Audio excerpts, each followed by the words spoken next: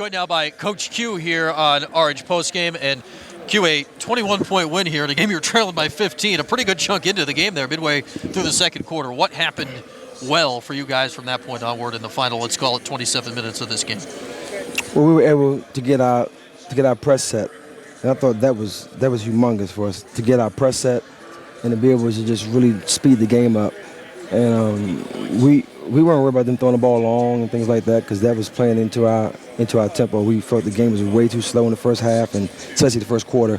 And we gave up too many threes in the first quarter. We couldn't score, so we couldn't press, and I think that was the difference in the game. We started scoring the basketball, and that was it. Yeah, Rachel Pearson for them. She had 18 at the half, and that's on 6 threes. They got a 15-point lead. That's when you called timeout. 7:15 to go in the first half. It looked like it was at that point the tempo increased almost immediately out of the timeout. You started getting the steals. You forced 25 turnovers and had 16 of those run steals today. There's no question. That's our game.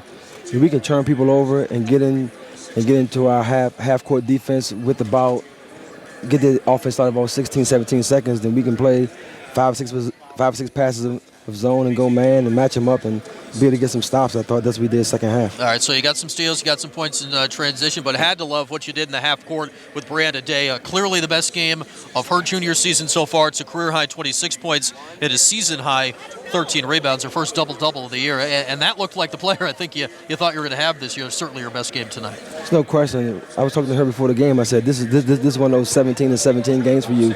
You just attack the rim every time, off the bounce, and be able to really attack the rim off of rebounds and offensive rebounds. And she did a remarkable job of doing it, obviously. And that's got to be a good sign going forward, because she's obviously your main interior threat here for the rest of the way throughout ACC play. She is, and she can score inside, but it's very good when we can get Bria playing minutes. I thought Bria played well. She has a lot of activity, and she played really well for us. And you know, anytime we can get into this flow to where we can make some shots and speed the games up, we're going to be in good shape. All right, take me through this plan. It's 2 games in 2 days, much like you hope to see in the ACC tournament. The difference there is you're very familiar with all those teams. Tomorrow taking on Howard, a team you've never played before. What's the plan from now? Is we're just around 9 o'clock on Tuesday night until 7 o'clock on Wednesday night when you tip it up again.